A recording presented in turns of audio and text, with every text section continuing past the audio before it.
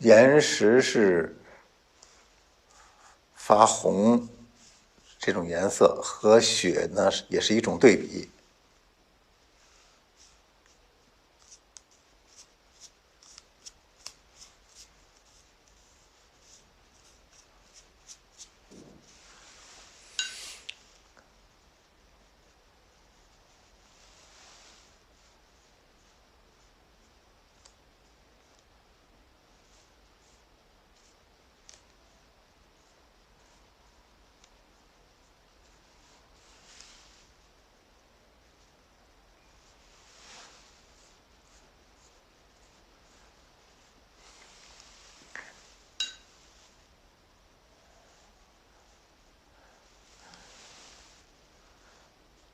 树呢，靠下边也可以断断续续加一点这种颜色啊，加一点。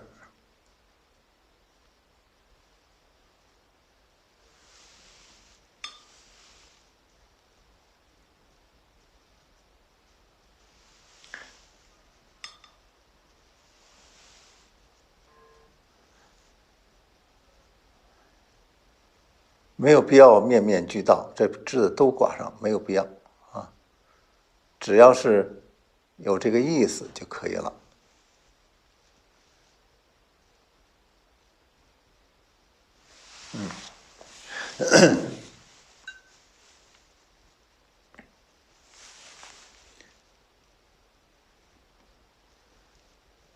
比如这个松树干，然后岩石的底部，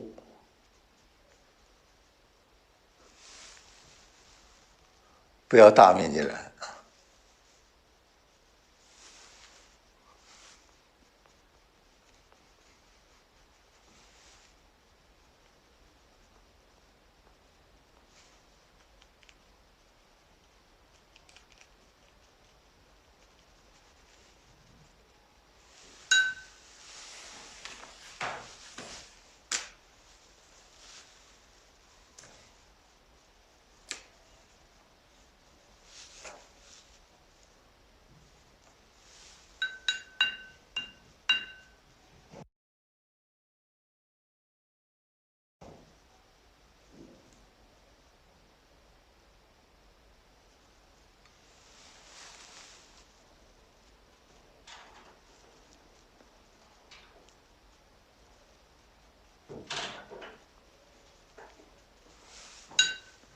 山石的暗面啊，松树的树干，都可以用这个暖色给它稍微染一染。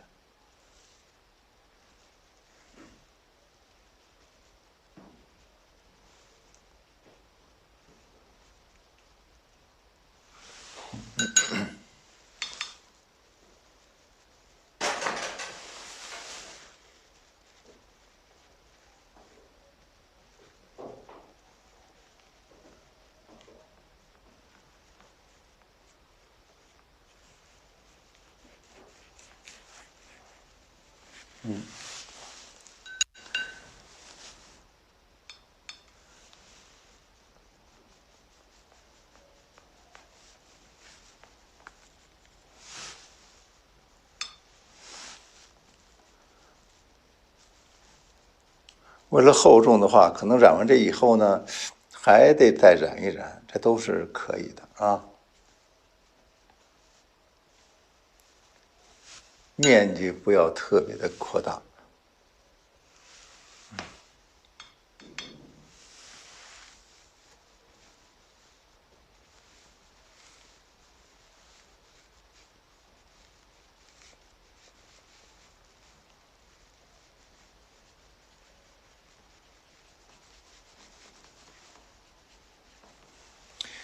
把这个白要留足，不要画着画着这白越来越少了啊。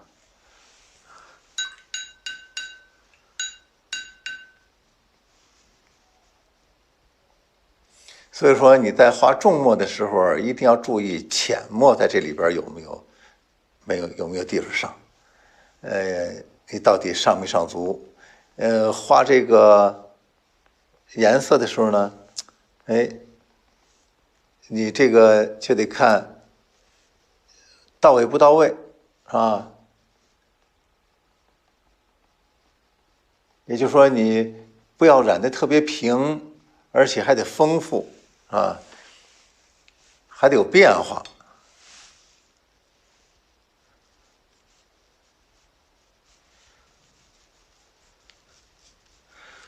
就是你上每一笔，它这纸上都留有痕迹，因为它是生宣啊，生宣。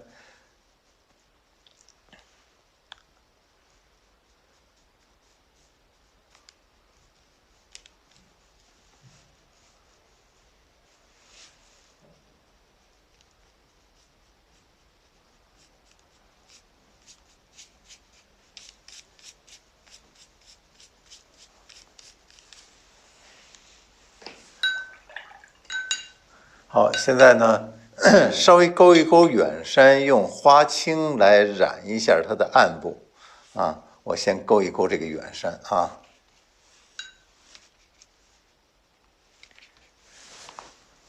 远山概括啊，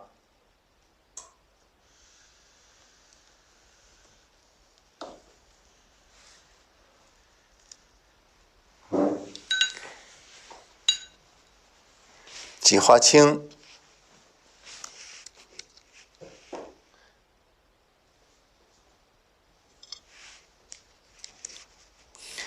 咱们说过花青加墨特别好，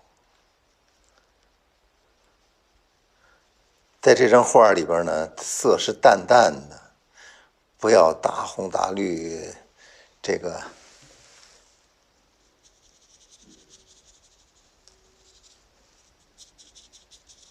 远处这个山呢，主要是衬托近处这个山。那它的作用呢是衬托，那咱们就给它概括一下啊，只要是达到衬托的效果就可以了。但是还得让它有墨色变化。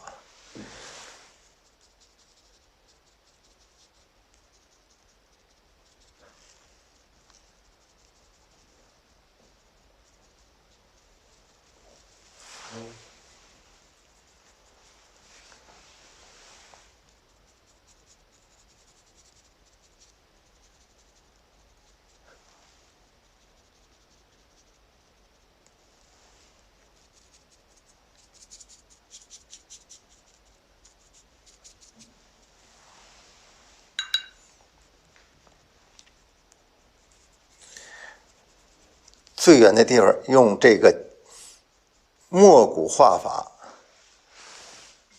再画一层山。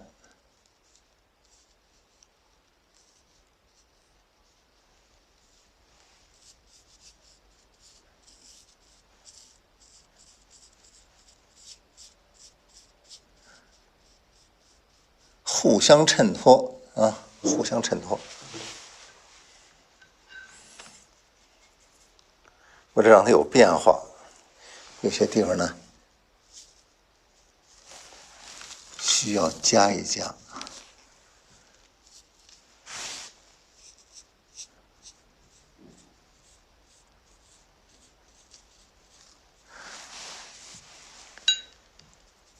不匀没关系，就怕匀啊，就怕均匀。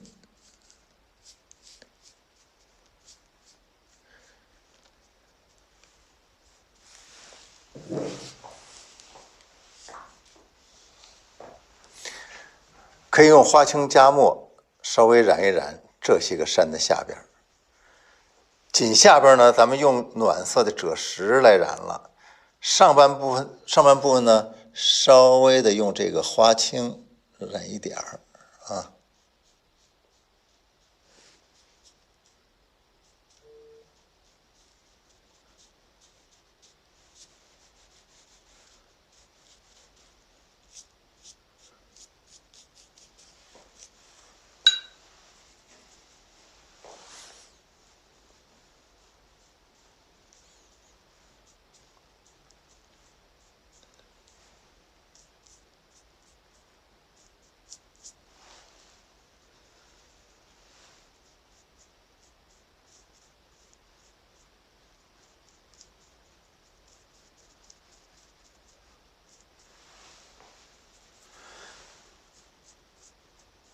通过稍微染一染，一会儿咱们弹那个白雪的时候啊，这上面它都有痕迹了，啊，它都能够看到那个白雪在飘。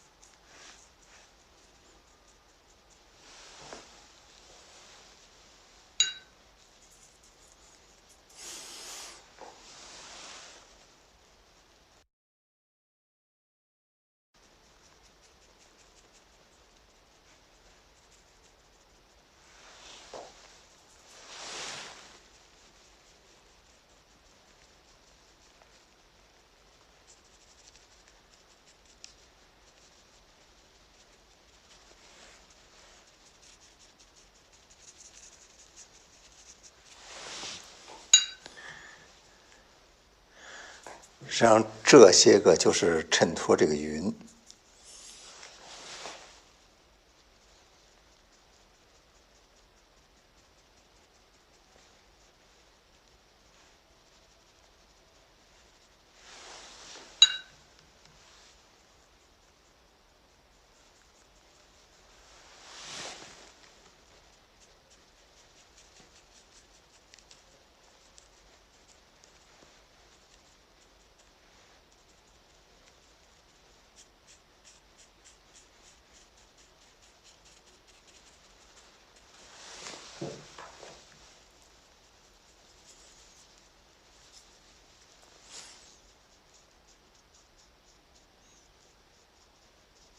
这些多余的这个白点儿，要用淡墨给它盖一盖，啊，让它整。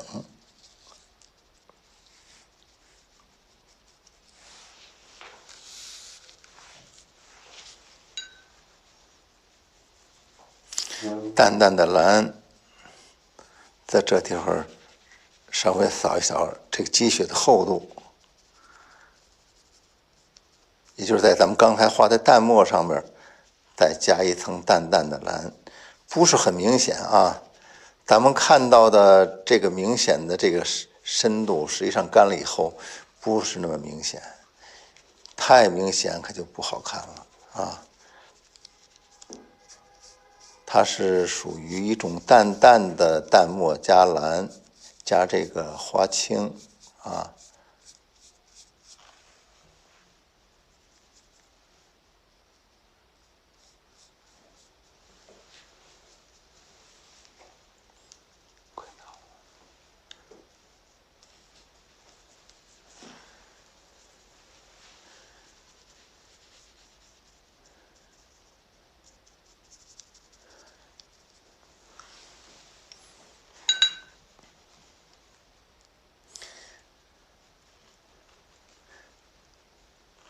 看我最后画一条小溪流啊，小溪流也是衬托这个水的。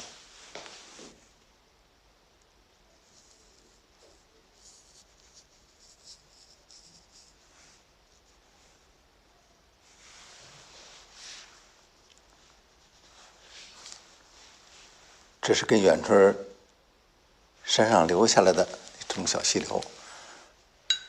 因为这个构图啊是这么过来的，这小溪流有助于这个构图的这种变化。最后弹雪，弹雪呢，在这盘里边要搁进白颜色。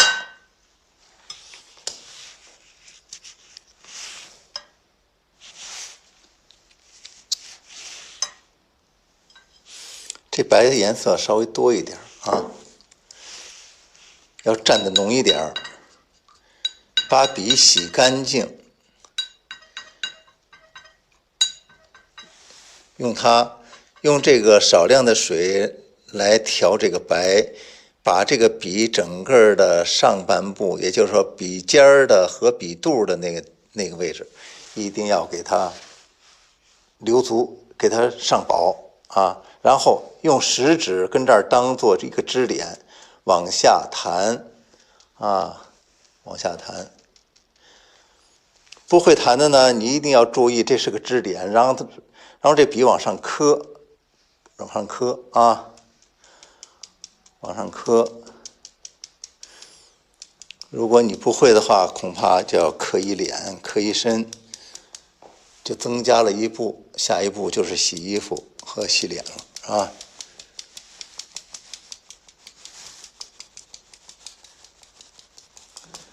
哎，磕进了以后还要往下磕，因为这会儿磕下去的那个颜色呀是淡的，它和那种重一点的那个白，它有一种深浅的对比，也是有层次感的。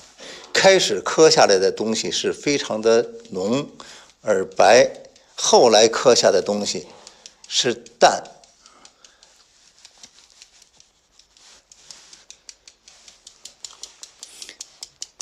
大雪茫茫，这点白都用上了啊。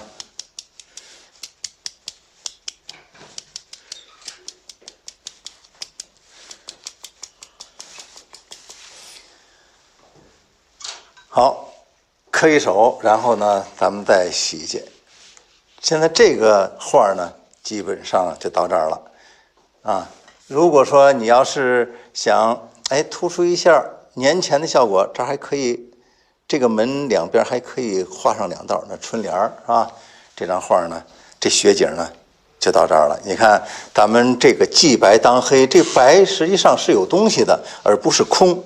白雪山、雪山、云雾啊，白房子上的雪是吧？这都是既白当黑的这个效果啊。这也是中国写意画的一种表现形式。好，咱们这节课呢就画到这儿。同学们再见。